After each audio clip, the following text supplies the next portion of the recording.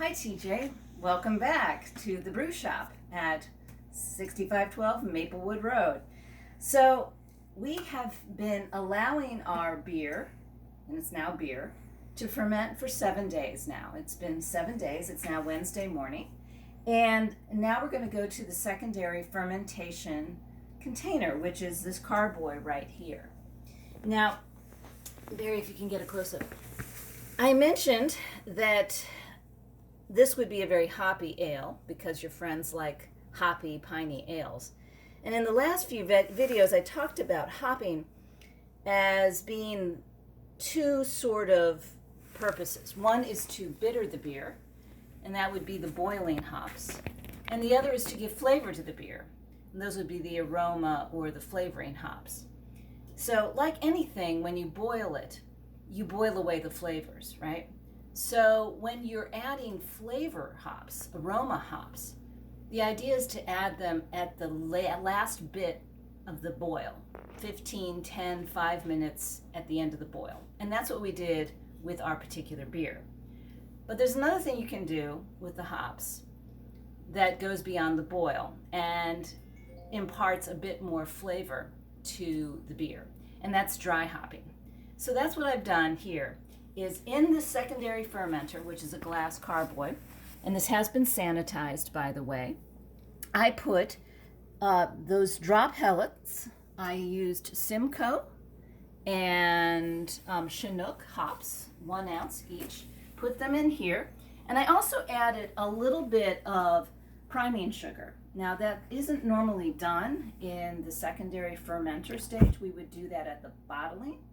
But because dry hopping can cause further bittering of the beer that may be kind of gross and not well tasting, it sometimes helps to give a boost to the fermentation. So most of the fermentation of the beer has already happened. So I'm going to have Barry lift off the lid. And you can see the beer right here. There is some they call it the flocculation of the yeast. So there's some byproduct of the yeast. At the very bottom, I can see that there's about an inch of sediment. All of that is from the fermentation process. So I'm going to put this in the sink here. And the fermentation process, sorry, I have a bit of a raspy throat, happened mainly in the first few days, and so a lot of the dead yeast is now settled at the bottom. What you see in this particular beer are also oak chips, which are added often to IPAs to add a little more flavor. So those will not go into the secondary fermenter. So the next step we're going to do is we are going to, using some tubing that has been sanitized, we are going to put a little bit of beer in this tube, and then I will take a specific gravity measurement.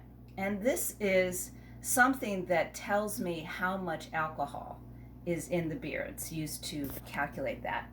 I did take an original gravity, which I didn't film, but I did take one when we first put this wort into the bucket. And I'll explain a little bit later how you do the calculation. So this will be the next step. Right here. So this is the specific gravity measurement. What I'm going to do is I put this into this tube, spun it a little bit, and once it stabilizes, I will then take a measurement. Wherever the line of the liquid goes, that will be our specific gravity measurement midway. And this just gives me an idea how far it's gone in terms of the fermentation process.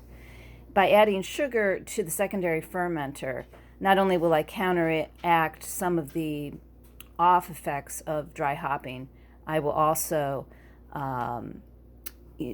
basically get it to do a little more fermentation. So we might see a higher alcohol content on this particular beer. Looks like I have a measurement right here, and I will take a closer look. So I'm measuring 1.02 The original gravity was 1.06, as you can see. And what I will do is, in the end, before we bottle it, I will get another measurement, and that will give me the final alcohol. The other advantage of getting a specific gravity reading midway between the primary fermentation and the secondary fermentation is that you get to taste it. Barry? It's kind of flat because it hasn't been carbonated yet, but... It's flat, but it's definitely beer. Yeah. How is it? Good. It's good. Hoppy? Mm-hmm. Okay, good. So the next thing we do is we are going to transfer... There you go. We're going to transfer the beer from this plastic bucket down into the carboy. And it's generally a two-person job, but we're going to use this tube that Barry has and a funnel. That has been sanitized. That also has been sanitized. It's got a micro mesh inside. Yeah, everything's been sanitized. You want to keep all of that stuff in there from going right. in. So we'll put the funnel in there, and then we will proceed to transfer all of the beer that's in here into here, and then I'll put another vapor lock on it like this, and that will sit for another 7 days or so. And then we will bottle it. So I will leave you for now to get the siphoning done, and we'll see you in a few minutes. So Barry is now siphoning the beer,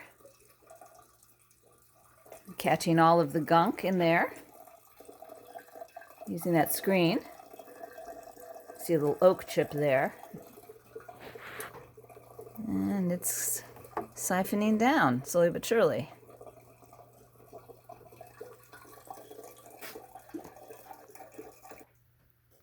So we just finished the siphoning of the beer into the secondary fermenter. You can see it's all in there now, almost 5 gallons of it. And then this is what remains in the bottom, the dregs. And now this is used by some brewers to make their next batch of yeast. We just put it generally down our garbage disposal. Or you can put it in your compost. And so Barry is putting on the vapor lock. And like I said, we're going to have this in there for another 7 days. And then we will bottle it. So that's where we are. And hopefully it will do a little more bubbling through the vapor lock in the next few days, because I did add a little bit of sugar to feed the yeast and give it a little boost so that it'll balance out the polyphenols that are in the dry hops that are in there right now. So that's where we are for now. I'll see you in a week when we bottle the beer.